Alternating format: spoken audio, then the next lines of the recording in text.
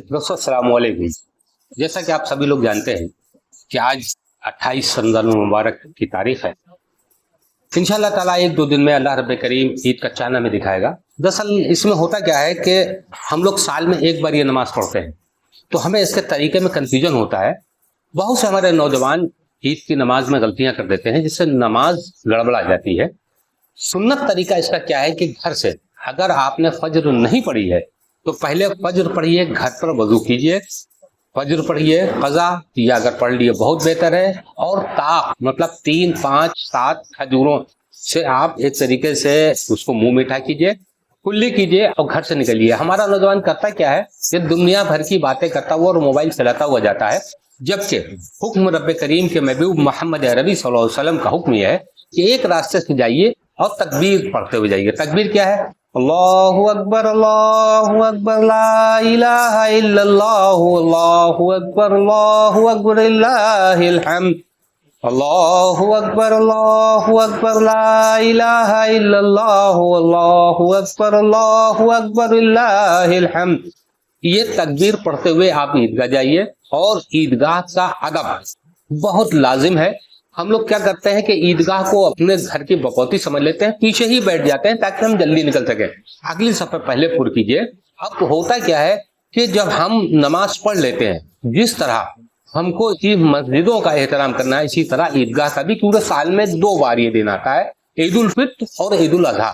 तो अब हम बहुत आसान तरीका आपको बताते हैं कि ईद की नमाज का तरीका क्या है। जब इमाम साहब खड़े होते हैं तो आपको जब पढ़ने के लिए जब खड़े होंगे, क्योंकि इमाम जो किरात करेगा हमें सुनना है, तो हम क्या करेंगे, जैसे नियत बांध लेंगे। तो इसकी नियत बहुत अच्छी तरह समझ लीजिए। नियत की मैंने 2 रकात नमाज ईद उल फित्र मैं जायद 6 तकबीरों के वास्ते अल्लाह के, मुंह मेरा काबे शरीफ की तरफ, पीछे इस इमाम के, अल्लाहु अकबर। हम नियत बांध लेंगे और सना पढ़ेंगे, क्योंकि खामोश अभी इमाम साहब खामोशी से सना पढ़ रहे हैं, हमें भी सना पढ़ना है।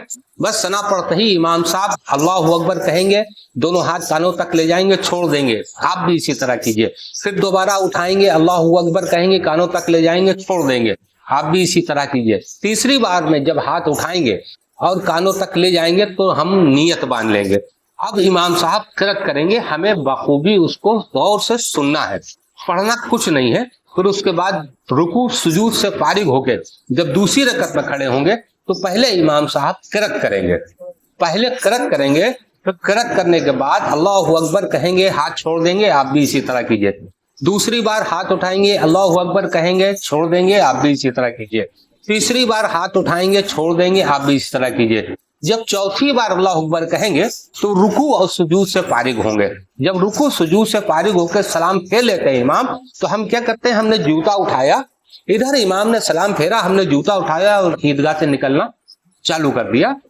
अब तरीका इसका ये सरासर गलत है। जिस तरह ईद की नमाज पढ़ना वाजिब है, इसी तरह ईदैन के खुतबे सुनना भी वाजिब है। अगर आप ईद के खुतबे नहीं सुनेंगे और ईदगाह से चल लेंगे तो आपकी ईद की नमाज मुकम्मल नहीं होगी।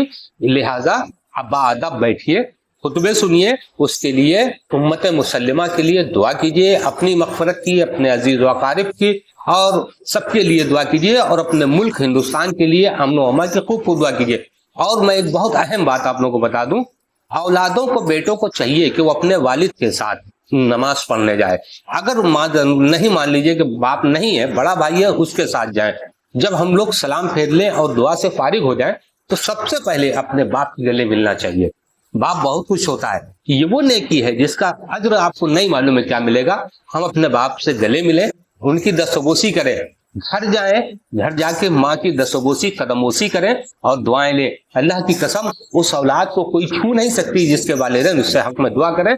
अगर हमारी बात अच्छी लगी हो तो इस वीडियो को आगे शेयर कीजिए, ताकि दूसरे लोग भी नियत से और अरकाने ईद उल फित्र से वाकिफ हो जाएं।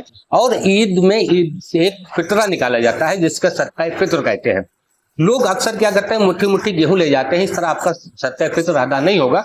हर आकिल बालिग पर सदका फित्र वाजिब है। इसको एक मुश्त किसी को दे दिया कीजिए, और जिससे मतलब जो जरूरतमंद हो उसे दीजिए, ना कि जो दरवाजे मांगने आते हैं उन्हें दीजिए। हमारी बात अच्छी लगी तो आगे शेयर कीजिएगा। अस्सलाम वालेकुम।